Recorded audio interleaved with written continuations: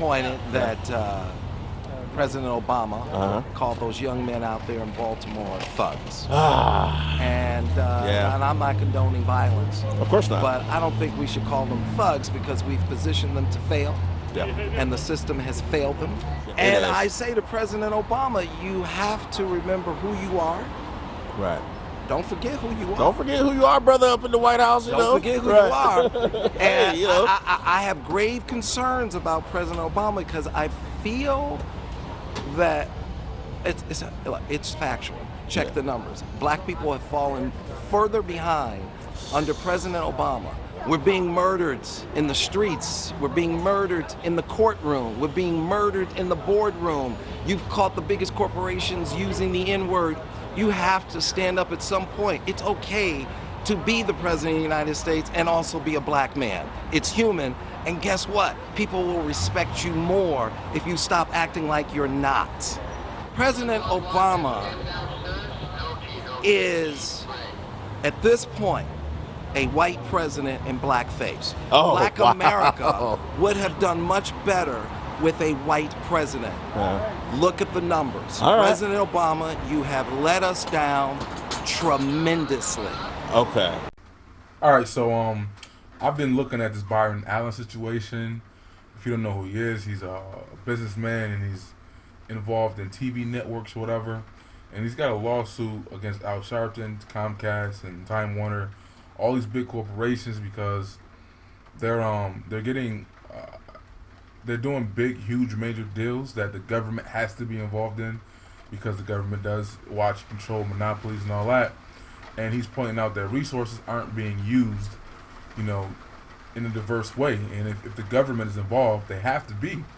And I was thinking about something that I heard on Sergeant Willie Pete page, and something that happened in one of the interviews, is where this idea that if you're a black guy, a black man, and you have a non-black family, your ability to speak on black issues should be limited or whatever. Like, they want you to help and use your resources from a distance and help. And obviously, I understand the black guy with the non-black children that are biracial and the non-black wife.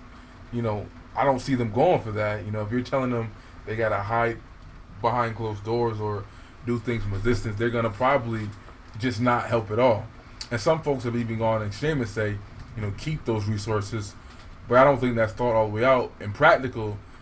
And this is an example of some of these situations. These people who are helping, who have non-black wives, they're the only ones doing something, right? In this case of Byron Allen, what he's fighting for, suing the government, suing Al Sharpton, the Urban League, and the NAACP, because these are black organizations, quote unquote, or entities that they're not doing the right thing with the resources. They're getting their checks and their money, and they're helping their families out, but it's not translating down to regular folks. So, I'm just trying to process how thought out that is.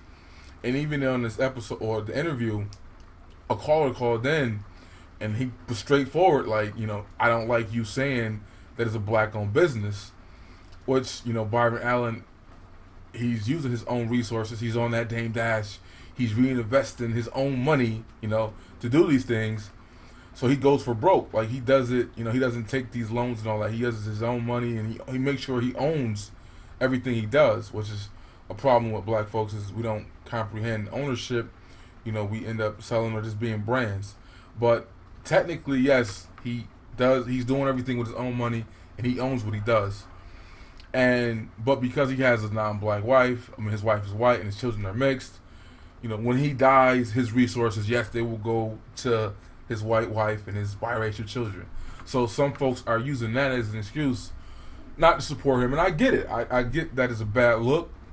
I get the imagery of it. He's trying to be a black billionaire, and he has, a white wife, and I get some folks feel some type of way about all that. But this idea that I'm trying to understand, this idea of, black folks who are in that situation should, be behind the lines, or they can't interject, certain conversations when they're the only ones doing it, right? He's pointing out that a lot of these people who are supposed to be doing things in your best interest, they aren't doing it. They're getting these deals, and the Urban League and Al Sharpton, these how he got his show on MSNBC, what he had to do to get it. Basically, he pimps and extort companies. If you say that we're a good company and we do business in the black community and we help, we share our resources in the environments in which we do business, they get a pass. And the government says, okay, good, he's good. They can do the deal. And that's not happening. Byron Allen is the only one doing it. So how does that work, though? If he's the only one dealing with this issue, and the root.com and all that, because of the clip you saw earlier, they're doing articles on this man. Of course, he's being thrown into the Coon and Uncle Tom category because of what he said about Obama, even though he supported Obama in both elections. He even said himself in an interview he's given enough money to Obama's campaign to pay for a house in cash. So it's like he's used his resources. He helped push to promote Obama. Now that Obama isn't doing what he was supposed to do or what he thinks he should be doing, he's taken back. And I can respect that. If you vote for a certain politician and you cater for them, you spend your money and resources, you promote them because they presented certain ideas, and when they're not following up, get them. And Byron Allens has done that, but because he's spoken out about the president and what he's not doing, he's losing favorability amongst black people. So, and that's the standard. I understand that. Same thing with Dr. Cornel West. I did the video about the beef between him and Michael Eric Dyson. When black people who are in a position of power or influence, when they come out against the president, they're kind of shunned and they're pooped on, even by the black electorate, because they want to give Obama the pass. The people don't want to call him out on his board. They want to just let him, they're more about the symbolism rather than, what gets done. Again, remember, black folks are more about imagery over implementation. So they're going to, no matter, even though blacks are doing worse under the first quote-unquote black president, it's everyone else's fault. Even though every issue on black issues was done before, had to be addressed by white politicians. But for some reason, they're going to give Obama a pass. The gay community didn't give him a pass. The Mexicans who ain't supposed to be here, their parents snuck in the country illegally and they're born, and they're not supposed to be here, yet they still not even going to give him a pass. So the idea that black folks is a little bit silly. But I do want to know feedback and thoughts, because I want to see that thought out more. Because if you got Byron Allens, the only one who's doing this, what he's doing, and people were asking in the root, who is he and what has he done and who is he to talk? And I'm like, do you not realize he's responsible for several black shows being on TV? I think in 2012 there were like no black sitcoms, and he was responsible for getting shows on the Disney Channel, and he is responsible for, I think, 3 black judges shows being on the air. He did that.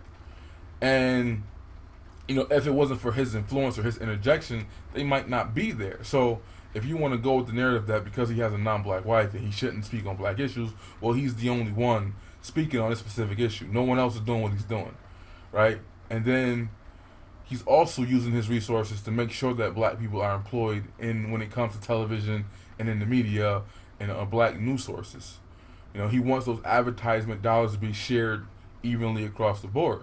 So if your whole mindset is, he has a black wife, he doesn't have a black wife and black children, so I'm going to completely write him off, I think that logic is dangerous because, again, he's the only one doing it. If there were like 5 or 6 other brothers doing it, then you could say, shoot him off, and we're not going to pay attention to him because he doesn't have a black wife, if you're about that. But being that he's the only one doing it, I don't think that makes sense.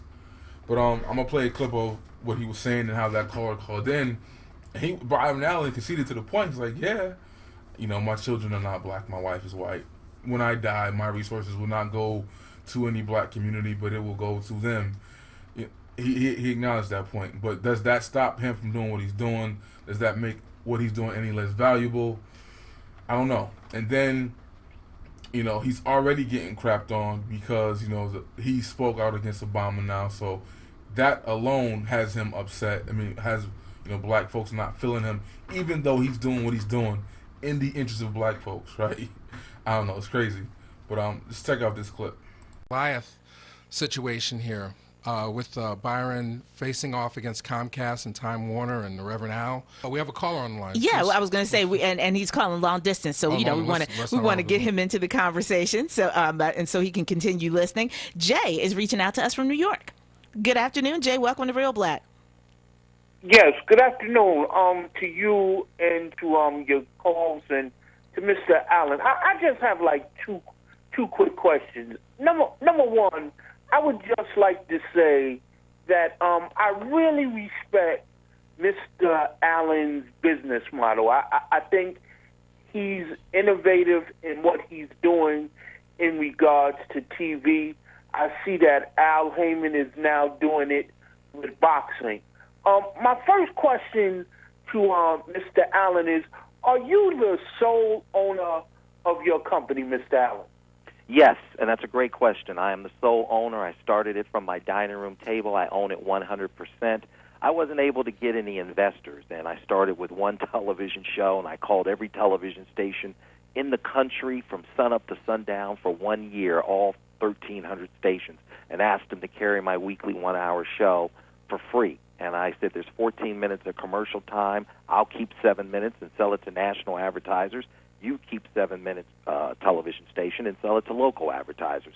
And I did that for a year, and after about 40,000 no's, I got about 150 yeses. And my home I couldn't find anybody to buy my advertising time, and my home went in out of foreclosure probably 14 times over about a 4-year period. I had timed it that I would just pay my mortgage on the 89th day, so that it wouldn't go into that next level of foreclosure when it's like day 91. And that's how I, tried to eat some days. There were days I didn't eat. There were days my phone was turned off, and we had pay phones back then, and I would call people from a pay phone. And, I couldn't get anybody to buy my advertising time, and I finally turned the corner, and I got the movie studios to come on board because I said, look, I'm having your movie stars on to talk about your movies. Right. Please support me so I can be there to support you. I knew the numbers, which is what I always say to Black America. Know the numbers, get a calculator, live by the calculator, and live by accountability. Those two things, the numbers, a calculator, and accountability. And they said, yeah, you're right. We're spending $200 million a year to tell people to go see movies per studio. And I said, just throw me a little bit so I can be there to help tell people to go see your movies. And once I solidified the movie studios, I went on to the next industry, and put on another show and another show. And we had 22 years later, which is where we are now. And we have the largest privately held television library in the world, close to 5,000 hours, 36 television shows on the air, and 7 24-hour HD networks. And yes, wow. I own it 100%. And that wasn't by design. Capital wasn't made available to me. Banks didn't offer me money. Investors didn't come to me. They came to my white counterparts, but they acted like I was invisible. And that's okay, because that pushback, that resistance made me stronger. And when my counterparts hit some headwinds, they collapsed quickly because they didn't have to use their muscle as much as I did. I had to bob and weave since day one. I had to figure out how to keep going when I was hungry, when I couldn't, when the phones were turned off, when my home was about to be taken.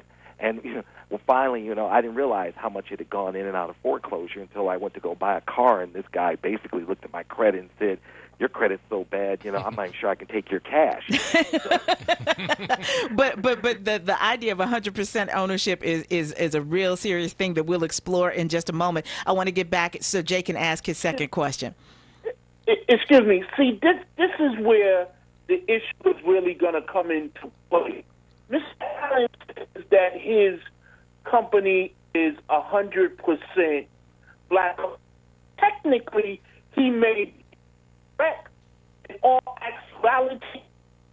Well, I was going to say, Jay, you're breaking up pretty badly. I don't know if you're moving around in your building or if you got some other interference. Yeah, listen, the reason why the reason why I'm saying 100% black-owned is what's happening is we have too many scenarios where people are window dressing for what is really white ownership and management. Mm-hmm. And it's a unique voice, your radio station. You are beholding to no one. You're being authentic, and you're of the community, and that's going to be of great service to the community. And this is where you have to hold the FCC accountable. And you have to say to them, hey, we have to have more ownership and diversity in ownership. And that's the other thing. I say, hey, Black America, be very careful of words like diversity and minority, because the definition of diversity, that's women, and quite often white women. Yeah. And so now you're at the back of the bus again. So Comcast immediately said, we're proud of our diversity record when this lawsuit came out. And if you really go deeper, somebody wrote an article, and that's one of the great things about this lawsuit. A lot of information's coming out, especially at our website, which is N as in Nancy, AAAOM, NAAAOM.com, and people are registering. And we're finding out that the diversity spend is less than 0.4% as it relates to African Americans. Wow. 0.4%. And that's why I say get a calculator and hold them accountable. See, you can't be Comcast unless you wire all the major black cities. It's mathematically impossible. So 40% of their revenue is coming from black households because of all the black neighborhoods they had to buy and own and control to even be the number one cable operator, approximately 22 million cable homes. They take in $100 million a day, $3 billion a month, close to $40 billion a year from homes paying their cable bill, with 40% of that money coming from black homes. And they have 500 channels. And I said back in 2010, none of those channels are 100% black-owned, and that's unacceptable. Well, now, Byron, just to being devil's advocate, I get that cable bill every month too. And they got some black channels. I tune in. I watch Balance. I watch CD1. I watch BET. This isn't black targeted, and I'm proud of all the black targeted. This is black owned. Hey, Black America, it's okay for you to be extremely wealthy. It's okay for you to have an enormous amount of money, and that starts with ownership. I'm not talking about black targeted, and I'm not talking about black faces. This is black ownership. You can't build a company like mine unless you own the content. You got to own it. You can't have that kind of wealth in your community until you own it. And you have to see a lot of what's going on in this country and what we're seeing in terms of the racial tension in 2015. It's a direct relationship to the economic exclusion. When you have people who are educated and have money, they're not murdering you in the street. That is all of what you're witnessing, that economic genocide. Now that I've pushed you out and with no education and no capital, I can start to dehumanize you, and now I can demonize you, and I can even murder you on tape, and for the world to see and not get an indictment. Right. Because you have been demonized. See, that's about not having that economic inclusion, the fourth and final chapter that Coretta Scott King shared with me. Yeah, we have.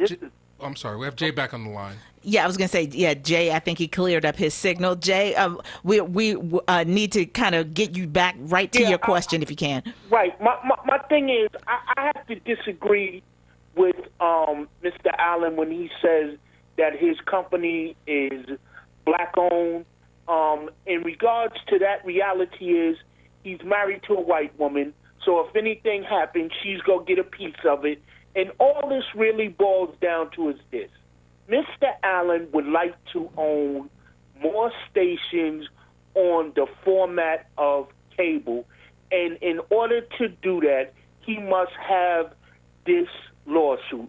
The reality is his wife is white, and he's going to leave it to her or to his biracial children, and that no longer makes it 100% black-owned. And that's a reality that we in the community must face. And I respect the man for what he's doing, but he needs to be more upfront and honest. Okay, well, thank you, Jay. I don't know if you want to address that. Well, now, I was just going to say that, I mean, if everybody sitting in this room employed by this station in the black community starts playing the percentages game about how black are you, quote unquote, and how that works, the numbers will never work out in our favor. I think it is important, though, if we're going to play a numbers game with this, Mr. Allen, if you could talk a little bit more about how you set the values for the money that you designate in the lawsuits and how that applies to what benefit that will provide if you come out on top of this.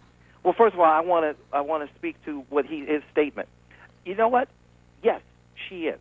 But like Martin Luther King said, don't judge me by the color of by the color of my skin, but the content of my character. Don't tell me the color of her skin. Tell me about the content of her character. And you should love your best friend, and you should be with whoever treats you with enormous respect. And the first thing we have to do in our community, we can't be racist. Mm-hmm. We must do exactly what Martin Luther King died for, to be judged by the content of one's character, not the color of their skin. Now, I am African American, and obviously everybody, if you get into the percentages, who knows all the different whatever it is. But by definition, that is who I am, and that is the very definition of what America will say to me, which is great. I love it. I'm proud of it. So what you have to stay focused on is getting in the game. You're not in the game. You're out of the game.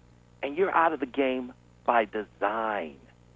And you're out of the game because it was built that way. So now to go to your question, Stephanie Renee, because I want to answer all questions. And because there is nothing to skirt or hide from. I'm very open. I'm very proud. I don't do anything in the dark that you have, because I know everything's going to come to light. Mm-hmm. I don't smoke. I don't drink. I don't do drugs, and I never started. And I never started because I never wanted to start anything other people were trying to quit. Right. How about that? Life has enough obstacles. Why trip yourself up? Okay? Mm-hmm. So I'm about, hey, America, let's get stronger. And the way we get stronger is when all of us are engaged. Half the women in this country are living at or below the poverty line. My mother went to UCLA and got her master's degree in cinema TV production. Nice. And because she's at UCLA getting her master's in cinema TV production, guess what? It's not a surprise that her son is the largest independent producer, black or white, on planet Earth. Her success is my success. If the women succeed, if the mothers succeed, so do the children. And quite often, if they fail, so do the children.